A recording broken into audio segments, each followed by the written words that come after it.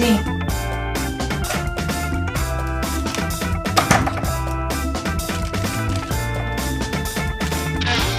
放那儿吧。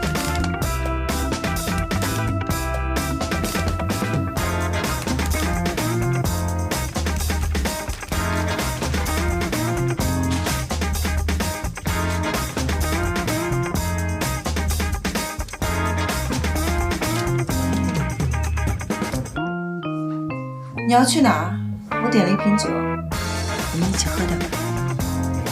不用了，如果没什么事，你是第一次接触其他集团的女性高管。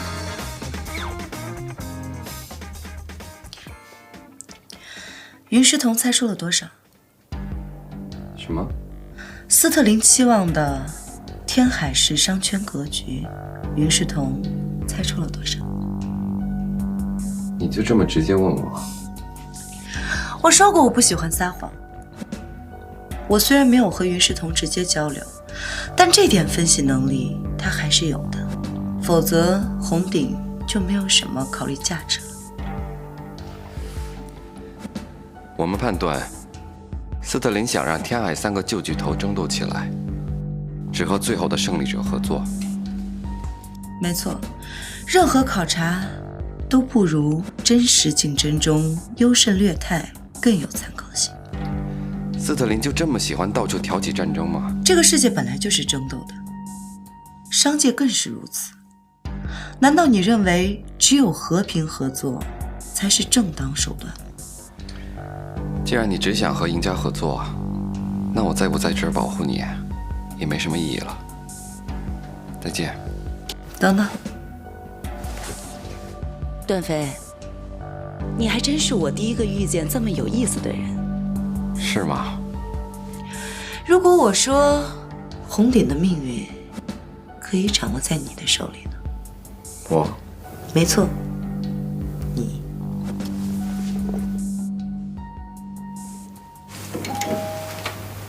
我去开门。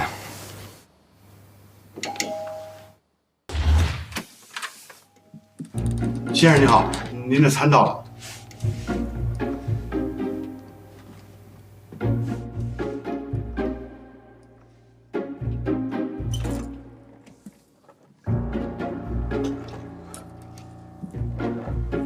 你怎么来了？啊，先生您好，我是这个酒店的大厨。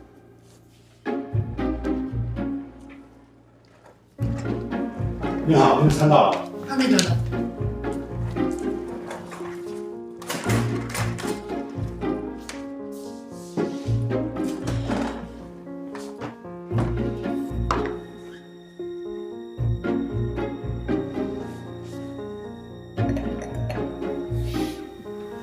您好，酒要给您倒上吗？好的。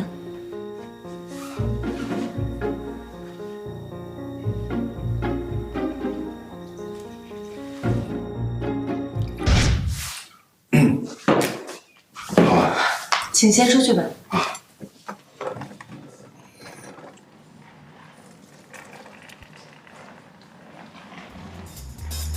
老大，我们在你隔壁。现在是通过藏在屋里几个地方的摄像头看着你。干什么呢？喝酒啊！站着干嘛坐呀？怎么了？今天不敢喝了？没事。我们早知道你对付这个女人有点困难，就提前装了几个摄像头。不过你放心，你进去之后我再启动。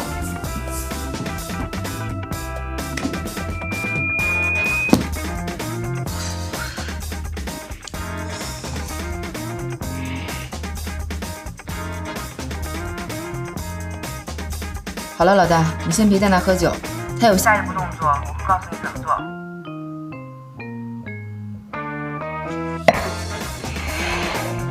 喝点吧。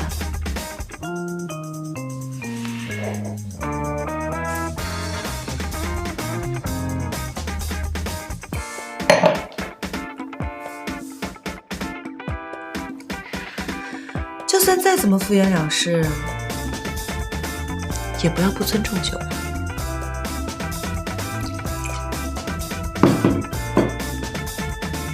喝一小口，大概35毫升，在嘴里含2秒之后咽下去，咽的时候闭上眼睛。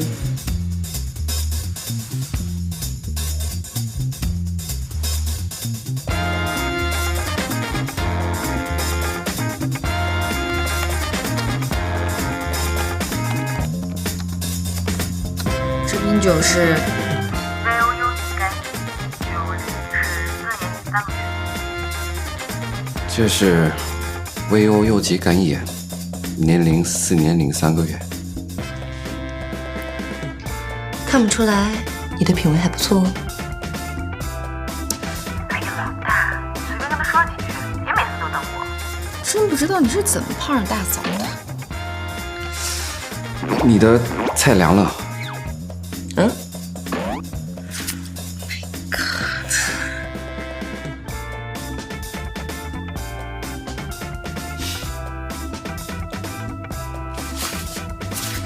老大，你问他为什么不把内衣好好收好？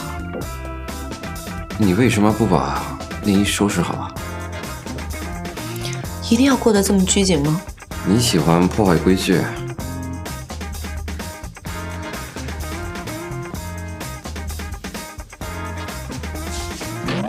规矩定了，不就是让人破坏的吗？握住他的手。情况很危险，握住他的手。怎么了？嗓子不舒服吗？没有。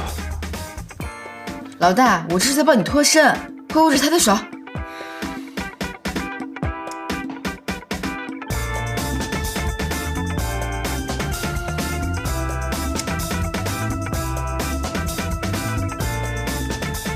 你眼睛怎么流泪了？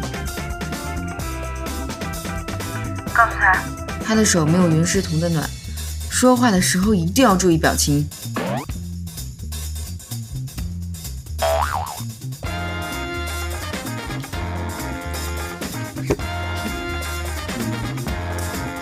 你的手没有我的太太暖。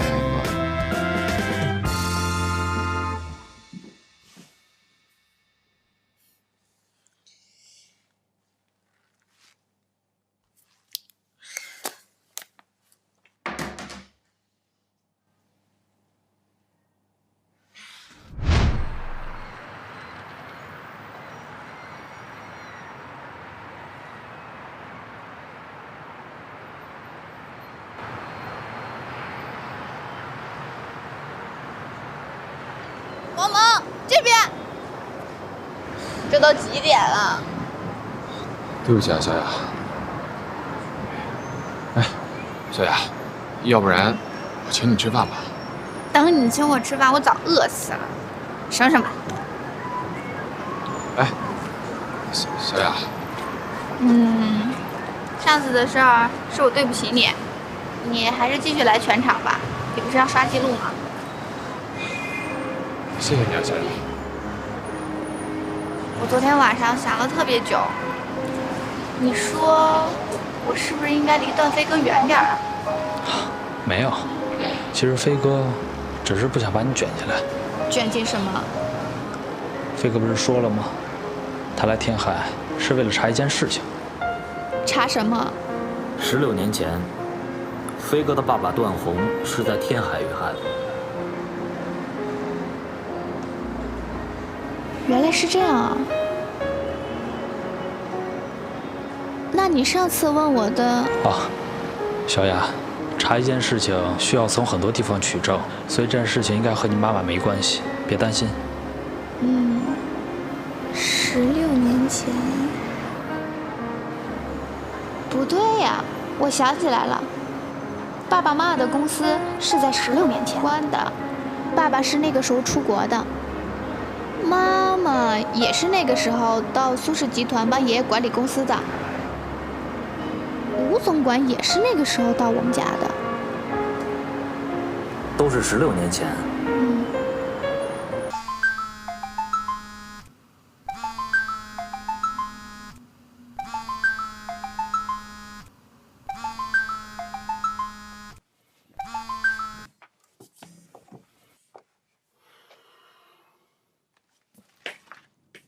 哎，萌萌，老大，我给你查到了。查到什么了？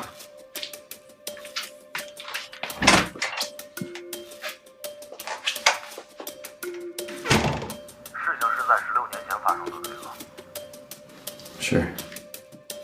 吴学兴就是在那个时候出现的。吴学兴？当时的天浪帮是一下子繁荣起来，很快的时间内形态成了天浪集团。当然，红鼎和苏氏也是在那个时间段走上正轨。整个过程当中都有一家叫明飞的民间投资公司参与其中。这个公司你们查到多少？这间公司是苏小雅父母开的，就是苏明。他和当时的变故有什么关系啊？当时的天浪、红鼎都是从这家公司得到了不小的融资，当然都是在你爸被害之前。当段红叔被害之后，这家公司很快就消失了，苏明也消失了。苏小雅的说法是，去了哪里，会不会回来都不是很清楚，所以我们觉得，你是说苏明有可能死了？正好在这个时间点出现。当时投资公司的资金最后走向，还有地下组织的去向，都有这个人影。你还记得苏老旁边的那个管家吗？哪个啊？那个人，他就是吴学京。糊弄魏天浪，解散投资公司，抹去证据，到他现在作为苏氏集团总裁，老大，你觉不觉得这是洪世兴下了一盘棋？你们找到决定性的证据需要多久啊？如果苏小雅和苏菲不开口的话，应该很难，但是他们有可能不知道，战争马上就要打响了。战争一旦打响的话，很多问题就会浮出水面。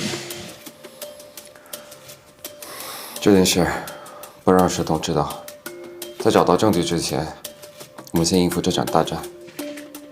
好，老大，你一定要小心吴学兴这个人。明白了，你们的动作也要隐蔽一点。如果找不到任何线索，就先解散。知道了。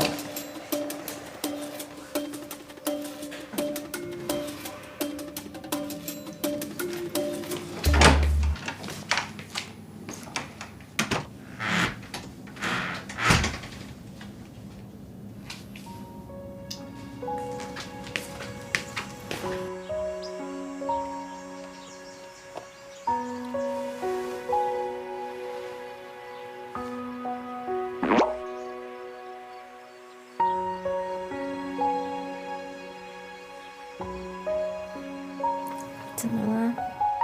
没事，你再睡一会儿吧，待会儿不是要开会吗？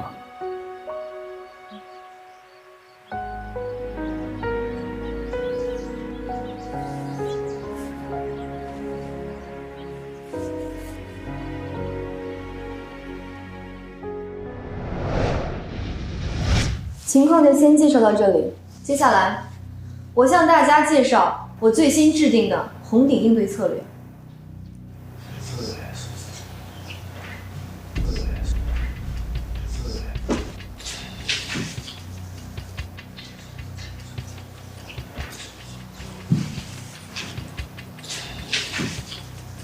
下一步，红鼎集团即将收购天浪集团。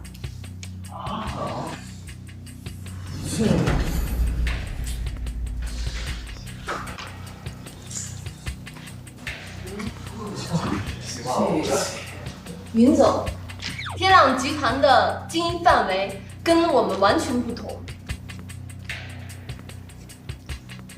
电子商务的生态圈就是要100%覆盖生活的全范围。娱乐行业早晚有一天会挡在红顶面前，为什么不趁现在就跨过去？照您的说法，天浪集团已经得到了融资，另外呢，它的背后是斯特林在支持。在这种情况之下，我们即便是全力以赴，也未必能够收购天浪。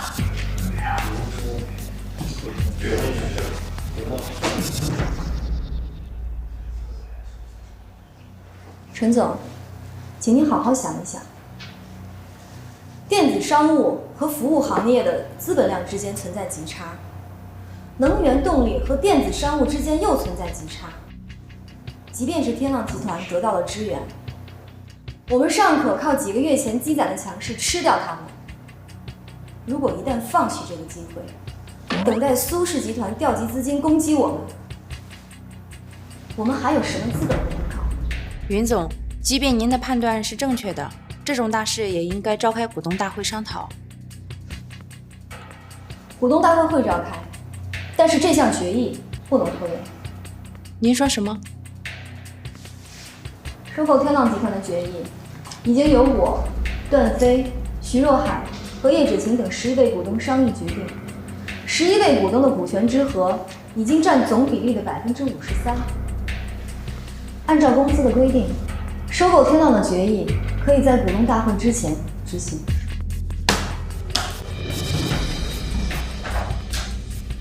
林总，再次恕我直言，您这是在推行多数人的暴政。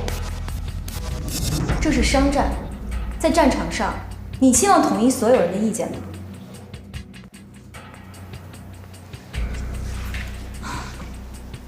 这项决议从今天开始执行，相关部门到我公司召开紧急会议，董事会的时间另行通知。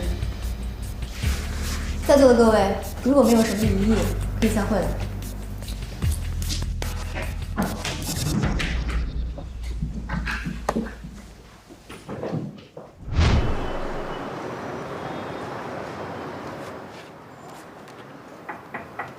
请进。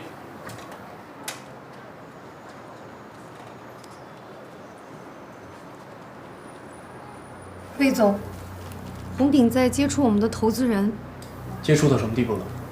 初步接触的都是一些小股东，总持股比例大概有3%，但是这个进度正在加快。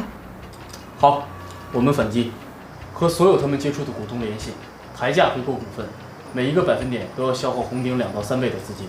明白，但是风投公司那边不会因为这个事儿改变态度吗？那几个风投公司自从拿到股份之后还没有过动作，我们不用管他们，我们先弄。知道了。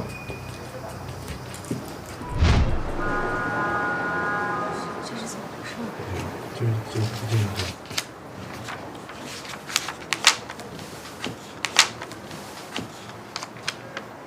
刚刚那个好像有。对不起，请稍后。哎，你好，陈先生，我们刚刚得知您有意出售手上天浪集团的股份，现在天浪集团希望以市场基价的2倍回购这些股份，您的意思呢？你是说市场基价的2倍？没错。啊，好的，先这样。怎么了？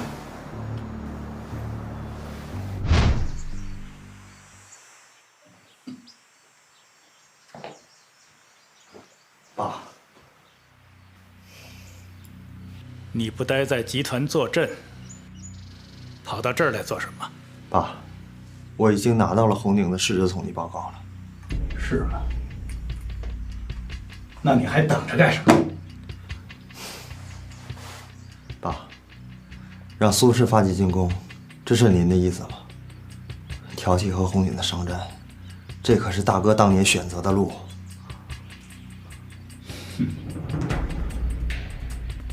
路没有错，错的是人。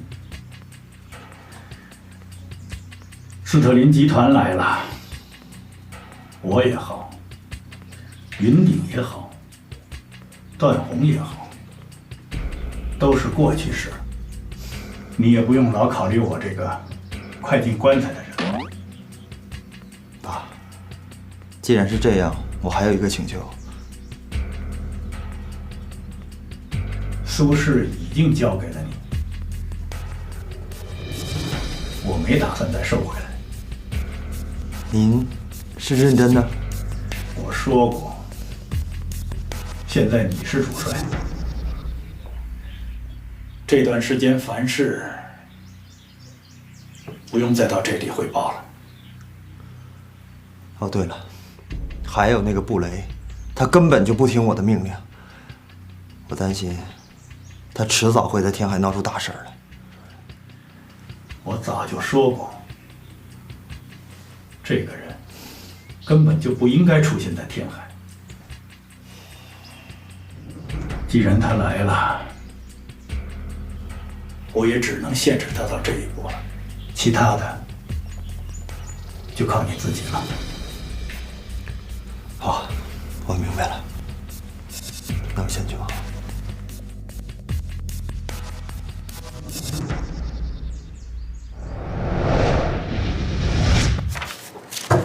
请进。云梦，赶快把电脑借我用。怎么了？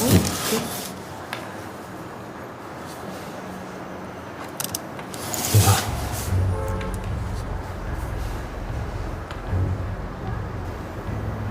这谁干的？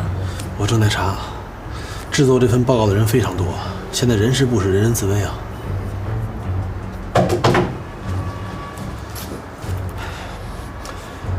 市场部的电话已经被人打爆了。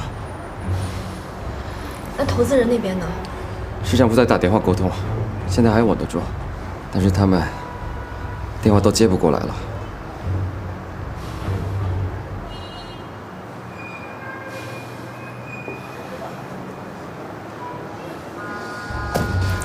我们被人摆了一道。是魏中生吗？我不确定，但不管是谁，我们很快就会知道了。什么意思啊？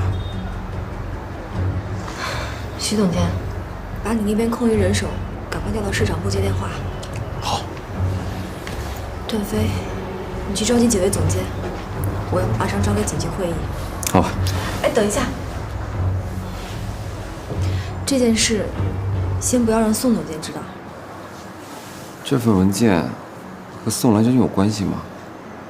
不能这么说。但是在没有任何证据之前，我不能随便平白无故的处决一个高层。你其实怀疑宋兰珍对吧？毕竟他以前给柳芳工作过，我觉得。明白了。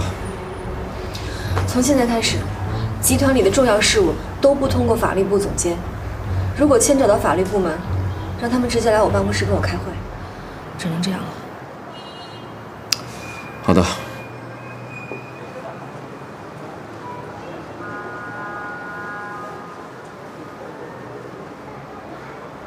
这份报告现在出了很严重的问题，所以像我刚才所说的，你这边给我处理一下这件事情 ，OK？ 你们的外卖。现在我不是要追责，当务之急是要控制这份数据的报告。在线付过了吧？付过了。这个支付软件是你们公司开发的？是啊。谢谢了。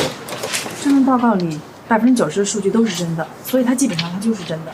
这种造谣很难证明。如果我们现在要自证的话，即使拿出证据，估计也不会有人相信。那这10%的假数据主要集中在哪些领域？主要是当月结余和业务增长量。按照报告里的说法，我们这个季度是亏损。云总，盒饭到了。如果暂时想不到对策，咱们先吃饭吧。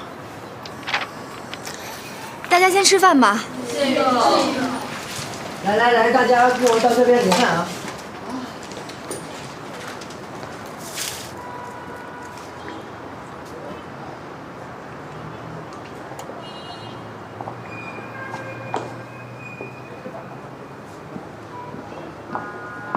他们今天送汤来了吗？没有啊，还是盒饭啊。我已经跟他们说了很多次了。如果送来的东西再跟图片不相符的话，他们的店就可以在网络上下线了。你别激动啊，咱们先吃饭，然后再想别的办法。现在还有什么办法可想啊？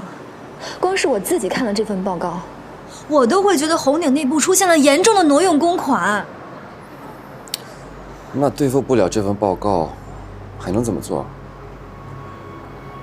回购股份，这是最坏的打算了。一旦回购了股份，很长的一段时间，红顶不能有任何动作，更别说是攻击苏氏和天浪。云总，你别急，慢慢说，有什么事儿？没事。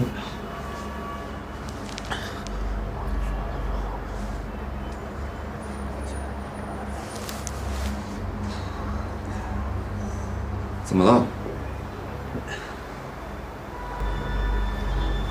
你跟我去下车。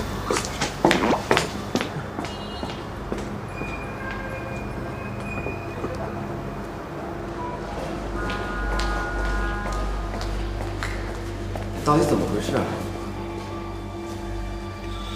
不知道为什么，有一批投资人、合作方和我们断线了。是假报告的影响吧？不可能。这批投资人有红鼎合作多年的老投资人和合作商，红鼎的家底他们再清楚不过，不会因为这点谣言动摇的。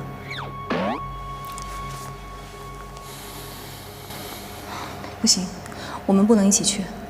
为什么？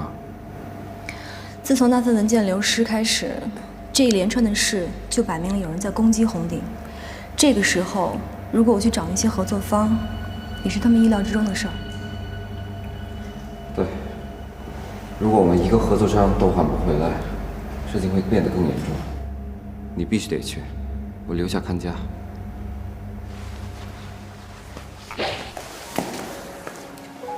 你要镇定一点，你记住，凡事还有我。只要你留在集团，就能稳定军心。别忘了，你也是集团的大股东，好好发挥你的影响力。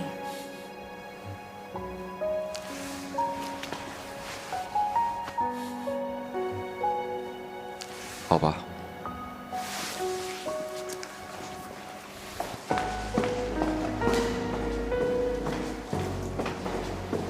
我会妥善处理的。嗯，好的。有需要的再叫我。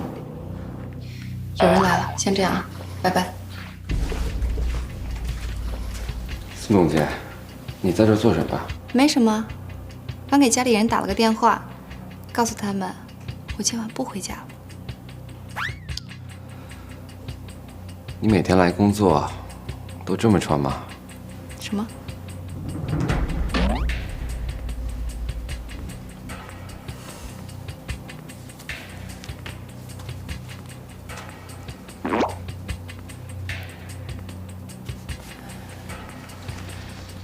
你去哪儿啊？回办公室。法务部也有很多事情要忙。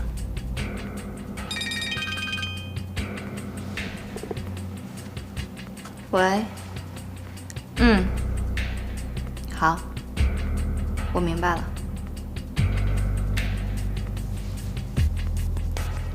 合作商那边出了点问题，需要法律顾问。我得出去一趟。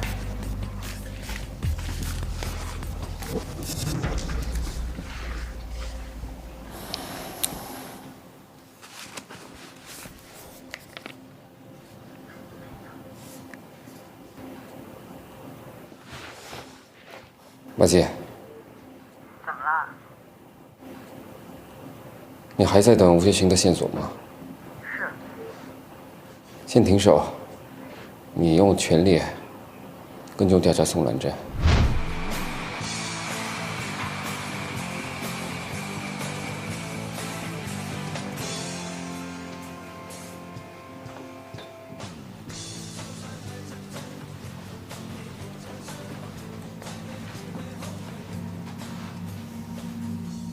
各位红鼎的高层，晚上好，我是苏氏集团的总裁吴学兴。各位可能很好奇，这么晚了，我叫各位来到底有什么事儿？可能更好奇的应该是，为什么来的只有你们几位，而不是其他人，对吗？不客气地说，在座的每一个人，在这一次市值调查报告的泄露事件里，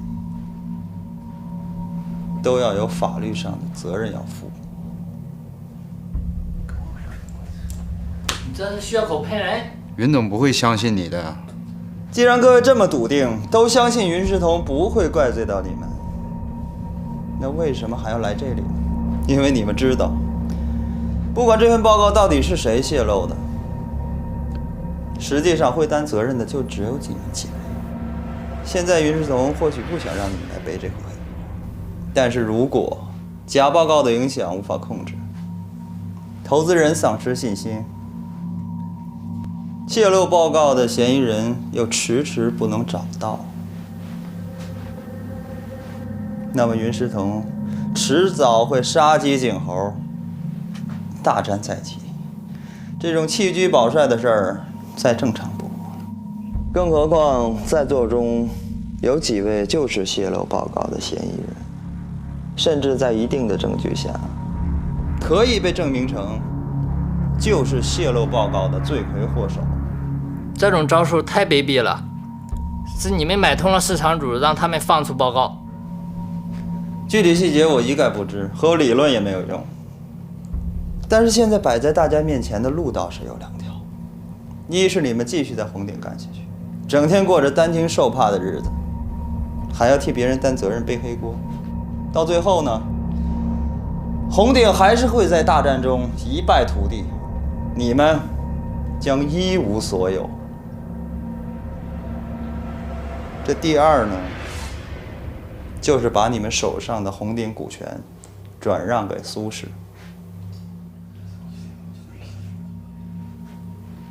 你们作为技术高层，手上或多或少会有一些技术股，全部加起来也有3-4个百分点。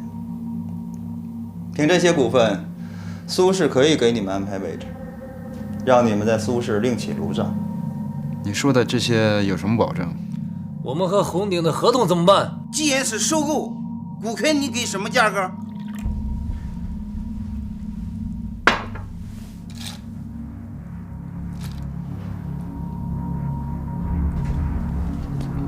这是个问题啊！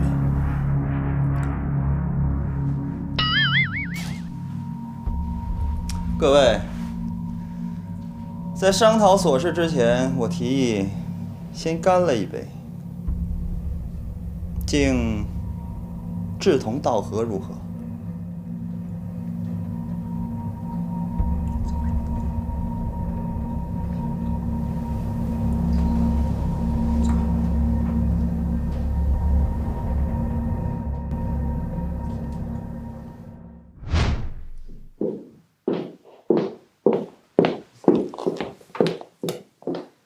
不好意思，各位，我来晚了。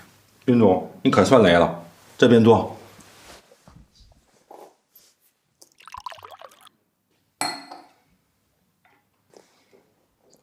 谢谢。诸位，我知道你们最近都遇到了想收购红顶股份的人，你们没有抛售股份，而是选择信任红顶。我真的非常感激你们。云总，你先从我们该信什么、不信什么开始，好好给我们讲讲吧。我能说的就只有这些了。但是大家请相信，红顶和你们合作了这么多年，你们对红顶的信任就是红顶最大的财富。即使红顶遇到再大的困难，我们也不会单方面终止和你们的合作的。这点请你们放心。云总，你说的有道理。红顶一夜之间为什么变成这样了？因为天海市的3强争霸已经开启，苏氏、天浪还有红顶，只能留下一个。说实话，如果他们没有动作，我才更觉得奇怪。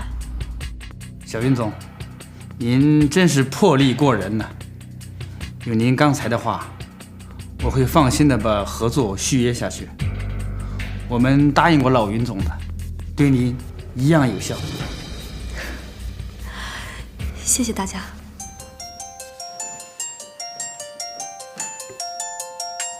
我接个电话。喂。你得回集团一下，资金回笼出现问题。什么？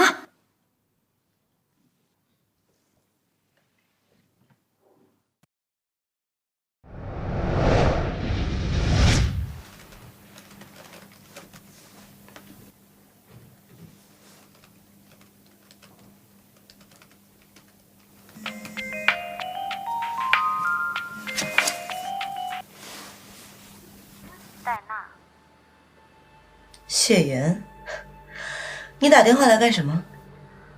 听说红顶集团遭遇了波动，岂止是波动，现在是灭顶之灾。天海市的这些集团比我想象中的要优秀。要是打起来，还真是有两下子。戴娜，我警告你，你现在操作的是2个有10多年历史的大集团，而且你的动作也扭曲了斯特林家族的意志，根本不能客观选出最优秀的合作者。照你的意思，根本就不用选。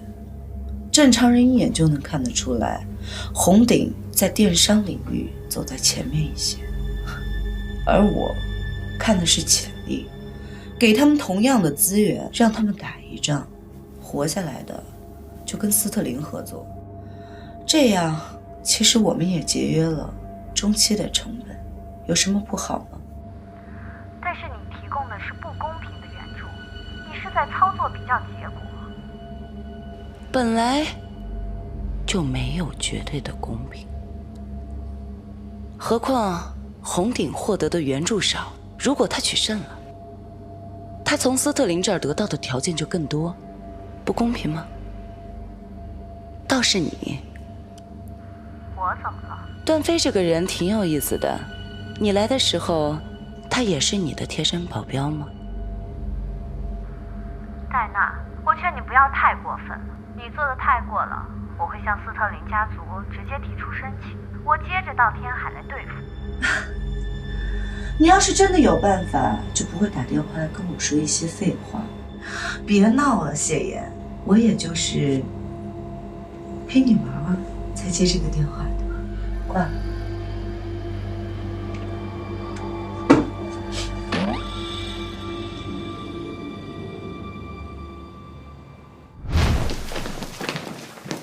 主任回来了。你们下班了？基本没有电话打来了。18层那边好像出了什么事，大家正在紧急会议，也没有我们技术部什么事了，大家也该休息了。你们走吧。主任再见。再见。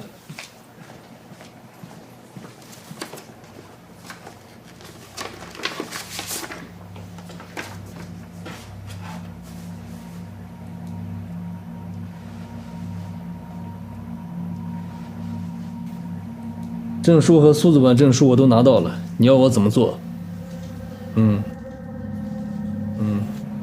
好。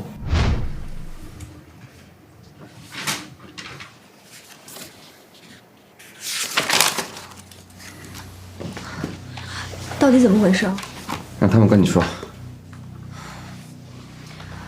为什么会出现资金回笼的问题？我们和天浪公司博弈，本来股价已经被他们抬高到基价的2到3倍，但是他们还不肯放。不松口是什么意思？现在我们不是要回收资金、回购股份吗？没错，我们已经和一部分投资人签订合同，受天浪的影响，这部分价格比较高，现在停止合同，投资人可能愿息事宁人，我们只需要支付滞纳金。当然，如果投资人好说话的话，我们可能连滞纳金都不需要。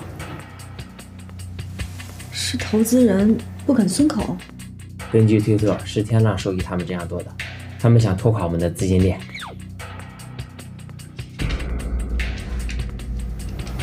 如果投资人不同意合同，我们的损失有多少？至少是收购天浪总资金的2/3。这么多？怎么可能？这才1下午的时间，我们总共接触了多少个投资人？下午一家风投公司找到我们，想出手天浪今天的股份，因为价格比较合适，我们和他签订了初步合同。还没来得及汇报，这份合同已经出现在了网上。这是天浪集团和苏氏在围攻我们。原来天浪集团一直不和我们同盟，是因为他已经找到了盟友。是我晚了一步。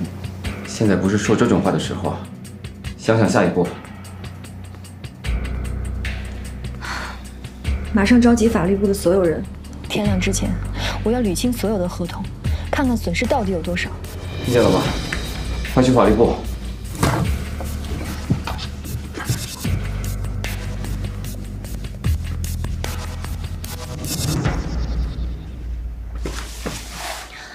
我们2个现在一定要轮流休息，对方现在一定会有大动作，我要保证我们2个有一个是醒着的。你先冷静点，石头。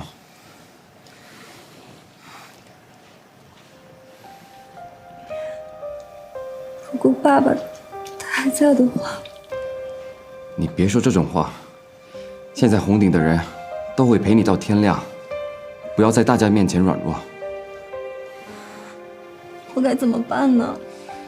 我也会陪你到天亮，等你休息之后，我再想想别的办法。别的办法？他们用了这些手段，就一定留下了破绽。可是如果今天我们完成不了这些工作，明天天浪的人一旦发起攻击，我们就毫无招架之力了。我明白，我会陪着你。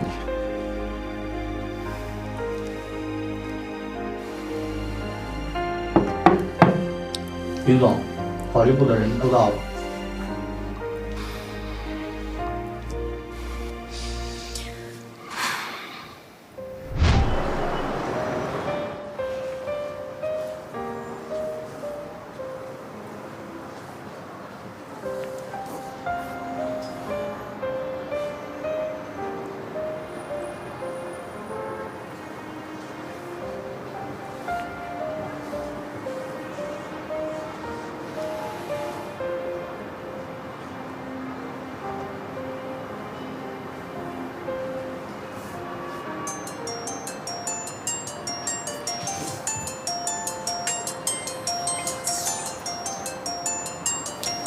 现在几点了？5点半了。喂，云总，过去的几个小时，红顶有9%的股份都被苏氏买走了。什么？现在还不确定他是怎么买到的，但是按照这个比例算，可能公司内部某些高管也……喂，段总，于总电话打不通。他在这儿，你有什么事？昨天晚上，陈总谈来了一个合同，现在有1多半他们要单方面终止合同。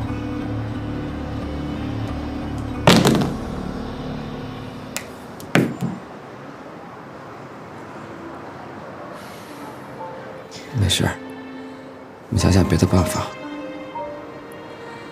好强大的资本关系网！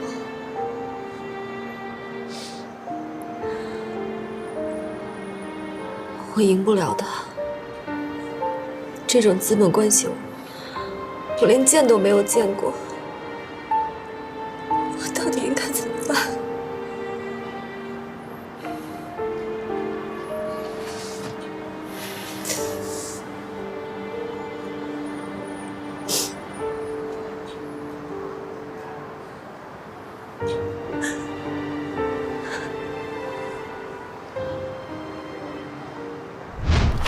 魏总，已经确定拖住红顶了。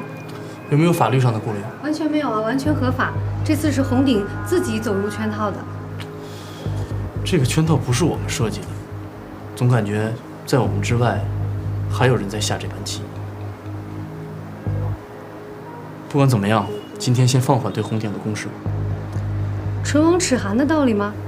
没错，本来只是想由我们先占据上风的，再由我们提出联手，这样才会有对等的话语权。没想到红顶在一夜之间，没有红顶，我们就没有办法对抗苏氏了吗？我哥哥起家的时候，虽然我没有参与，但是故事我还是知道一些的。你永远不知道苏氏集团对天海市的掌握力有多惊人。那是很久以前的事儿了吧？现在这个老怪物还没死，我不相信这种掌控力会减退。明白了，我这就去安排放松对红顶的牵制。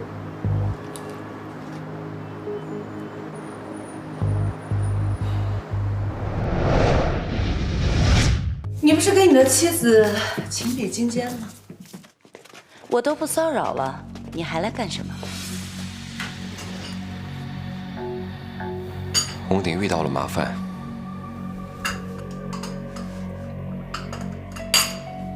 这个麻烦还不小吧？商界的新闻可是给了你们一整个版面。你现在不应该在他的身边吗？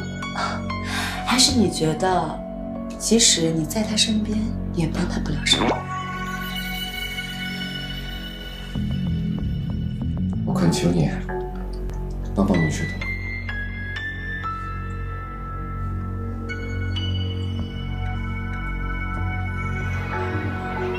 怎么办？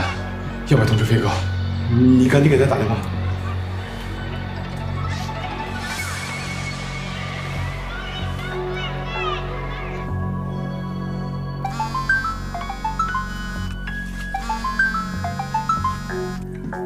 喂，飞哥，红顶出事了，看新闻了没有？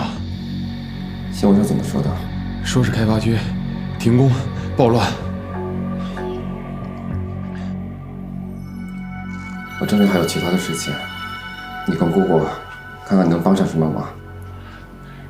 行，稳住局面就靠你们了。知道了，飞哥。红顶上下还真是团结。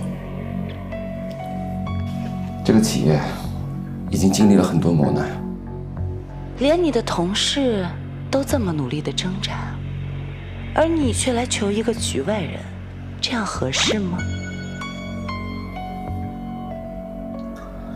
要不你给我讲个故事听听吧，就讲你跟云总裁的故事好了。你肯帮忙吗？可能会，可能不会。我不是说过吗？红顶的命运也许就掌握在一个贴身保镖的手里。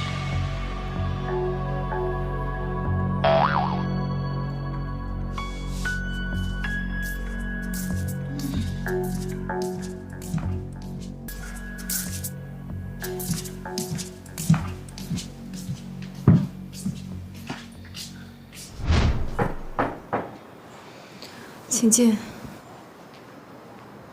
云总，今天公司有14个高管没来上班，您看我们该怎么办？什么怎么办？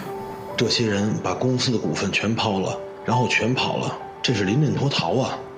现在公司不仅丢失了股份，也丢失了人手。员工们要是有样学样的话，你们人力部的事，我怎么知道该怎么办？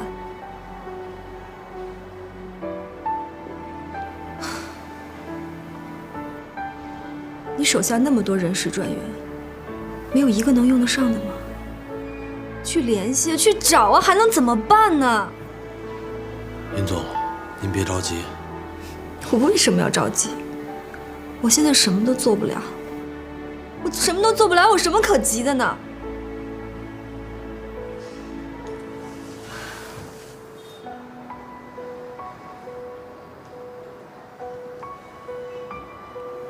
云总，咱们看这些也没用。我早上一直在问自己，我爸爸还在的话，他会怎么应对这些事情？你也不能这么想。这次冲击力之大，也是从我进公司以来第一次遇到的。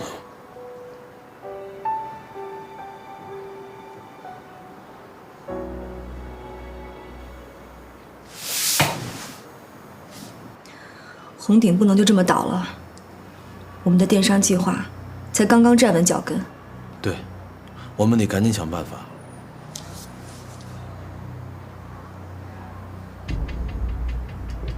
现在的情况是，网络上有一份虚构的市值报告，让投资方对我们的信心大减。有人想趁机收购我们的股份，我要将股份回至，但是资金又被魏忠生拖住了。我们一旦违约，天浪就会出动法律援助，帮助投资方来起诉我们。公司最近因为有人泄露了报告，搞得人心惶惶，有人收买了公司的高管，有人趁机卖了公司的股份，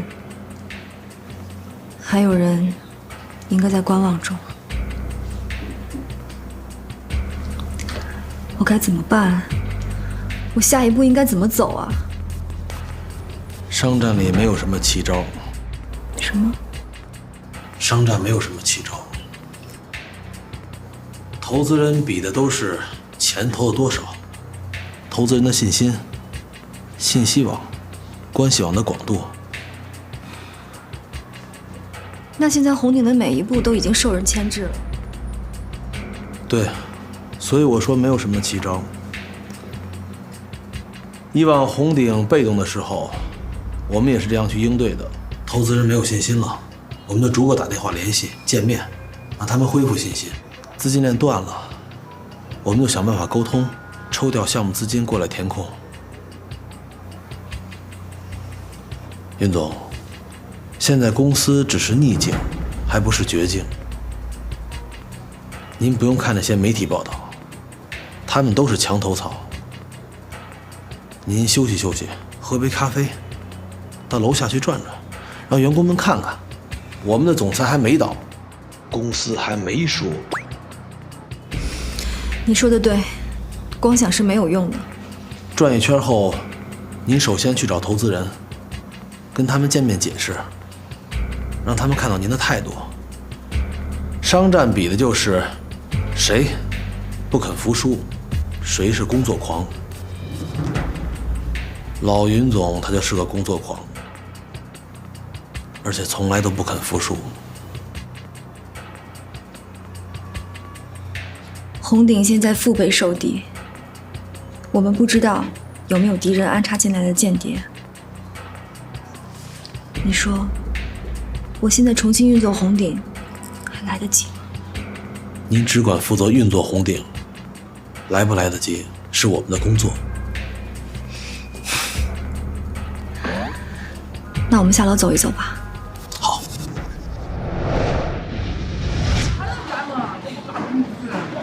我觉得是不能干。我都干了，我到现在。怎么干？不发工资怎么干？那肯定是不能干的。对呀，走这个职业，是不是？对呀。哎，几位老哥，你没开工啊？你是管事儿的吗？不是。啊，我是这儿的业主，这不定金交了，然后这不开工，我们也挡不住啊。别问我，我们也想开工啊。从昨天夜里开始，不觉哪来了几个工会代表，说这个红鼎赛车出问题了，付不起我们的工钱。今天不把我们的工钱结了，我们就不开工了。对呀，我们不干了。不给钱，我们怎么开工啊？不会啊，这事儿你们自己闹过了吗？对呀，从那以后我们的工资都是按月发的。不知道这个红鼎出什么事了，不发我们的工资了。说到底，这几个工会代表是哪儿来的？对呀，红鼎到底出多大事了？连我们工资都不给加。对呀，是啊。在新闻里我看到有人挪用公款，这新闻都演了，是不是？新闻都看见了。干了吗？啊，都看见了吗？不能干了，这么冷的天儿啊，这么着急的活儿，干不了。你们是干啥的？睡觉是干什么了？对呀，睡觉是干啥的？对人调戏咋了说？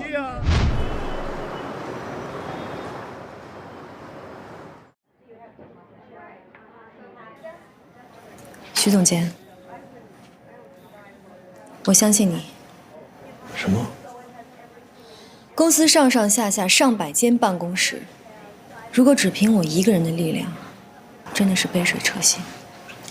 我想现在你最清楚员工需要的是什么，该是你和你的人事部出马的时候了。那您呢？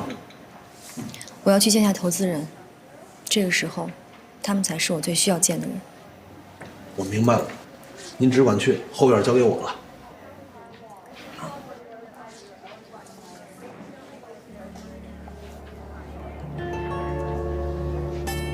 你和宋兰真的事就到此为止吧。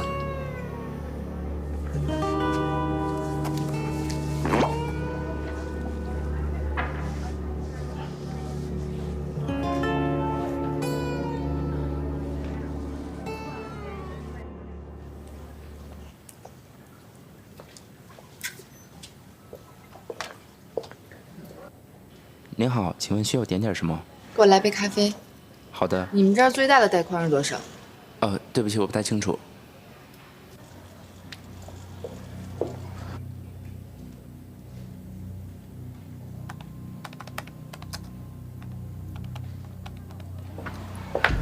这个人是干嘛的？在这问东问西的？不太清楚。行，盯着点儿。好的。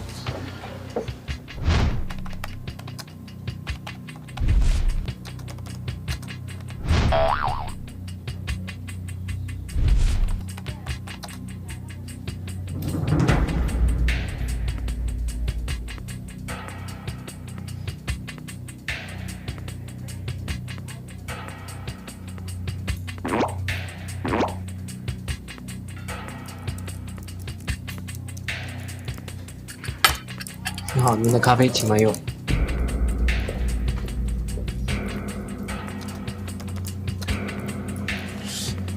雕虫小技。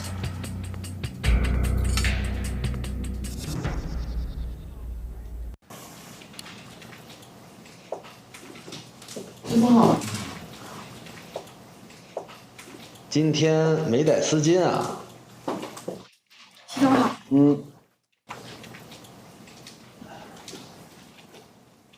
咦？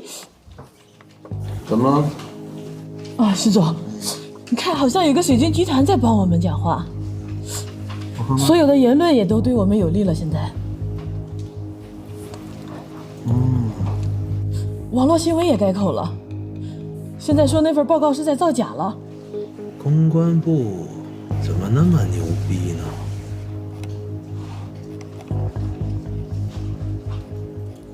你们这回加是有意义吗？红牛能给你们1分钱吗？你们说的这种事儿，我不可能干。让你配合我们，不是让你把房子毁掉。知道什么叫质量检查吗？是不会真有人住进去的。那也不行，这种事情我的路人做不出来。你们不动脑子想想，红牛不给你开工资，再不跟我们合作，你们兄弟吃什么？总之钱不到位，工地绝不能复工，这是工会的决定。工会能决定这个吗？工会当然能决定这个，我们是工会派的代表。嘿，大哥，你就是工会的？对啊，工会的是吧？站住！滚！看，胆子挺大呀，跑这儿来撒野。我问你，谁派你来的？说。工会是工会派我们来的。工会？哪儿的工会？工会的王先生。王先生。其实我们这是小陶炼公司的，那边老板打电话让我们这么做的。你知道他们俩到底什么人了吧？你们到底哪儿来的？其实是一个小工会高管给我们打电话，让我们过来给红警施加压力的。他说他们将会有什么大动作。岂有此理！两个什么玩意儿跑我这儿来撒野了？去！你赶紧组织工人开会啊！您二位是？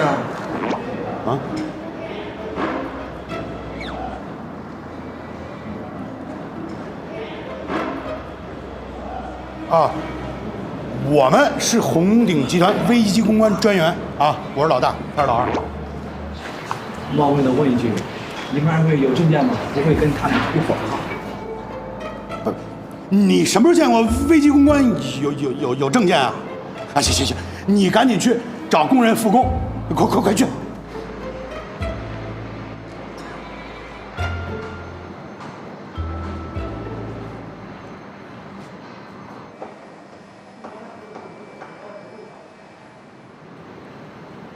那个匿名老板，你们两个都见过吗？好，那你们把他的相貌、给你们的资料，还有给你们布置的任务，都给我说清楚。说不清楚，我让海盗收拾你。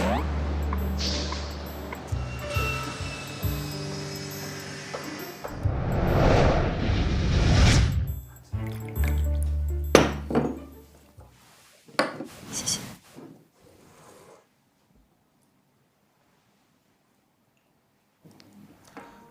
云总，这次你亲自过来找我说这些事，我确实很感动。红鼎的事情我已经弄明白了，我相信您，这次难关，红鼎一定会撑过去。您能这么说，我真是太谢谢了。您放心吧，我手上的股份谁也不会卖的。哎，云总，您那边怎么样？我这4个投资人，我说服了3个。公司这边算是基本稳定了。新开发区和网媒那边好像有人在帮咱们，燃眉之急算是解了吧？行，我马上就回去，下一步等我回来再商量吧。好。你让那个加班的同事都休息吧。好，行。哎，小张，你干嘛去？我要和他去工作。哎，你忙你的去吧，没眼力见儿。早就有点事找你。今天怎么没穿裙子呀？我今天化个风的。哦，还风格，这衣服不错啊。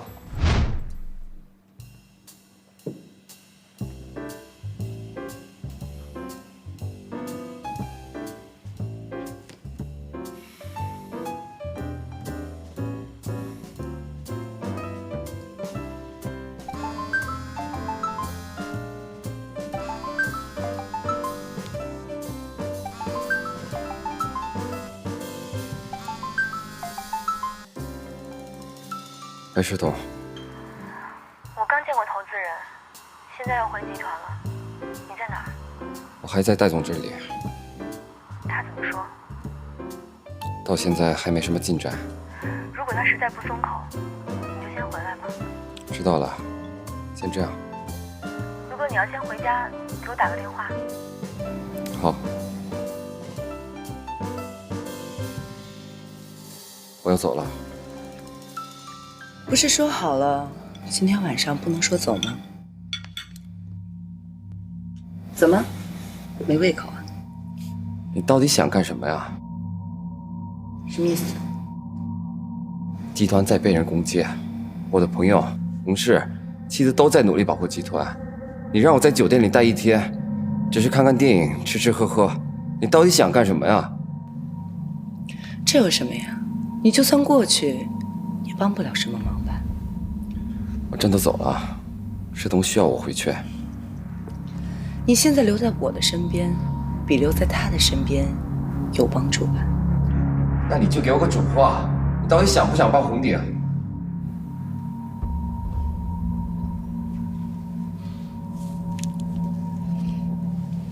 其实你今天一天表现都不错，到这么晚了还能沉得住气。但是刚才接完那个电话，我对你的评价清零。好，那正好。再会。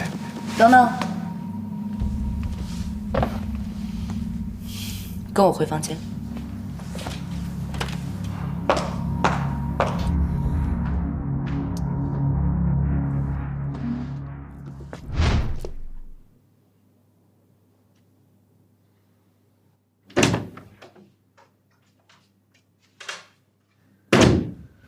不错嘛，没有趁我洗澡的时候溜掉。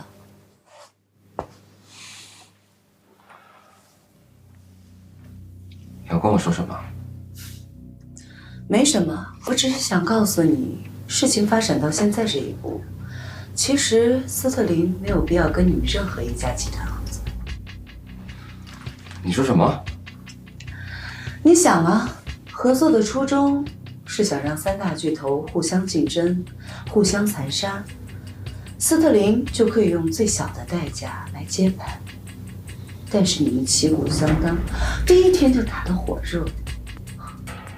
这么看来，只要引导你们继续竞争，最后的结果也就是三败俱伤。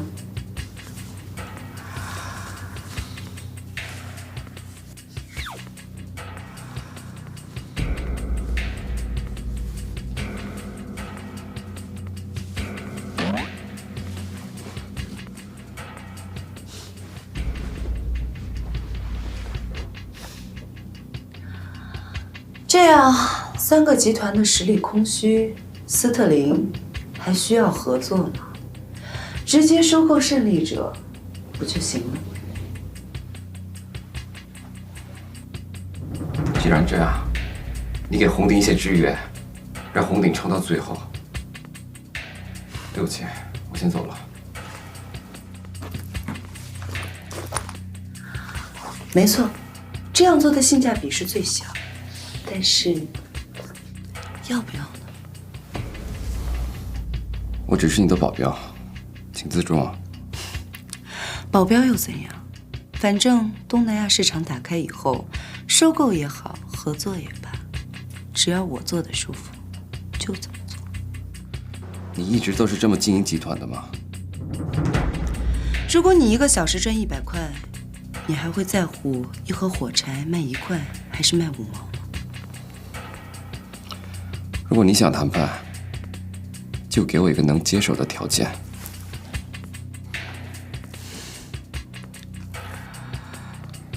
留在这里过夜，也许能多给红顶1天的时间。这已经很给云总裁面子了。